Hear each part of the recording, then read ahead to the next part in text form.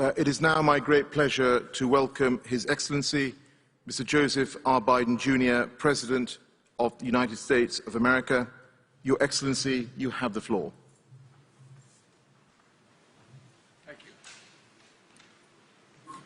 you. Ladies and gentlemen, to state the obvious, we meet with the eyes of history upon us, and the profound question is before us. It's simple. Will we act? Will we do what is necessary? Will we seize the enormous opportunity before us? Or will we condemn future generations to suffer? This is the decade that will determine the answer, this decade. The science is clear. We only have a brief window left before us to raise our ambitions and to meet the task that's rapidly narrowing. This is a decisive decade in which we have an opportunity to prove ourselves. We can keep the goal of limiting global warming to just 1.5 degrees Celsius within our reach if we come together. If we commit to doing our part of each of our nations with determination and with ambition. That's what COP26 is all about. Glasgow must be the kickoff of a decade of ambition and innovation to preserve our shared future. Climate change is already ravaging the world. We've heard from many speakers. It's not hypothetical. It's not a hypothetical threat. It's destroying people's lives and livelihoods, and doing it every single day. It's costing our nations trillions of dollars. Record heat and drought, fueling more widespread and more intense wildfires in some places and crop failures in others. Record flooding and what used to be a once-in-a-century storms are now happening every few years. In the past few months, the United States has experienced all of this, and every region of the world can tell similar stories. And in an age where this pandemic is made so painfully clear that no nation can wall itself off from borderless threats, we know that none of us can escape the worst that's yet to come if we fail to seize this moment. But, ladies and gentlemen, within the growing catastrophe, I believe there's an incredible opportunity, not just for the United States, but for all of us. We're standing at an inflection point in world history. We have the ability to invest in ourselves and build an equitable, clean energy future, and in the process, create millions of good-paying jobs and opportunities around the world.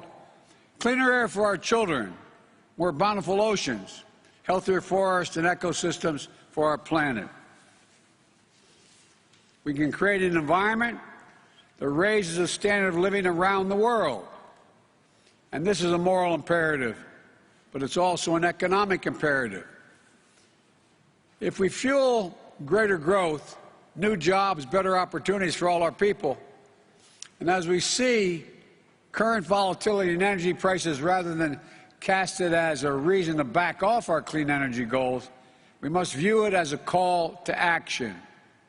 High energy prices only reinforce the urgent need to diversify sources, double down on clean energy development, and adapt promising new clean energy technologies so we can not only we don't remain overly reliant on one source of power to power our economies and our communities.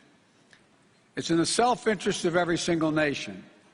And this is a chance, in my view, to make a generational investment in our economic resilience and in our workers and our communities throughout the world. That's what we're going to do in the United States. My Build Back Better framework will make historic investments in clean energy, the most significant investment to deal with the climate crisis that any advanced nation has made ever. We're going to cut U.S. greenhouse gas emissions by well over a gigaton by 2030, while making it more affordable for consumers to save on their own energy bills, with tax credits for things like installing solar panels, weatherizing their homes. Lowering energy prices will also deliver cleaner air and water for our children, electrifying fleets of school buses, increasing credits for electric vehicles, and addressing legacy pollution. It will incentivize clean energy manufacturing, building the solar panels and the wind turbines that are growing energy markets of the future, which will create good-paying union jobs for American workers, and something that none of us should lose sight of. When I talk to the American people about climate change, I tell them it's about jobs. It's about workers who will lay thousands of miles of transmission lines of clean, modern, resilient power grid. The auto workers who build the next generation of electric vehicles, and electricians who will install a nationwide network of 500,000 vehicle stations to power them throughout my country. The engineers who will design new carbon capture systems, and the construction workers who will make them a reality. The farmers who will not only help fight global hunger, but also use the soil to fight climate change. The communities that revitalize themselves around new industries and opportunities. And because we are taking all these actions, the United States will be able to meet the ambitious target I set in the Leaders' Summit in Climate back in April, reducing U.S. emissions by 50 to 52% below 2005 levels by 2030. We'll demonstrate to the world the United States is not only back at the table, but hopefully leading by the power of our example. I know it hasn't been the case, and that's why my administration is working overtime to show that our climate commitment is action, not words. On my very first day in office, I took action to return the United States to the Paris Agreement. Since then, our administration has been hard at work unlocking clean energy breakthroughs to drive down the cost of technologies that will require us to achieve net zero emissions, and working with the private sector on the next generation of technologies that will power a clean economy of the future. Over the next several days, the United States will be announcing new initiatives to demonstrate our commitment to providing innovative solutions across multiple sectors, from agriculture to oil and gas, to combating deforestation, to tackling hard and to abate industries.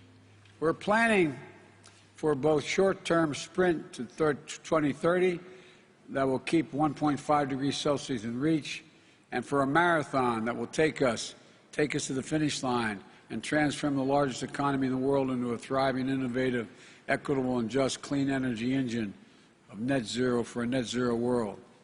That's why today I'm releasing the U.S. long-term strategy, which presents a vision of achieving the United States goal of net zero emissions economy-wide by no later than 2050, and reinforces an absolutely critical nature of taking bold action in the decisive decade.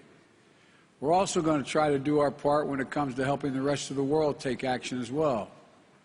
We want to do more to help countries around the world, especially developing countries, accelerate their clean energy transition, address pollution, and ensure the world we all must share a cleaner, safer, healthier planet. We have an obligation to help. At the United Nations in September, I announced that my administration is working with the Congress to quadruple our climate finance support for developing countries by 2024, including significant increases in support for adaptation efforts. This commitment is made possible to each of our collective goals of mobilizing $100 billion annually for climate finance, but mobilizing finance at the scale necessary to meet the incredible need is an all-hands-on-deck effort.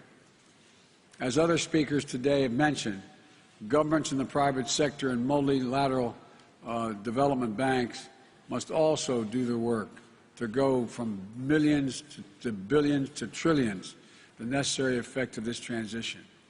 Today, I'm also submitting a new adaptation communication laying out how we will implement the global goal of adaptation, as well as announcing our first ever contribution to the Adaptation Fund.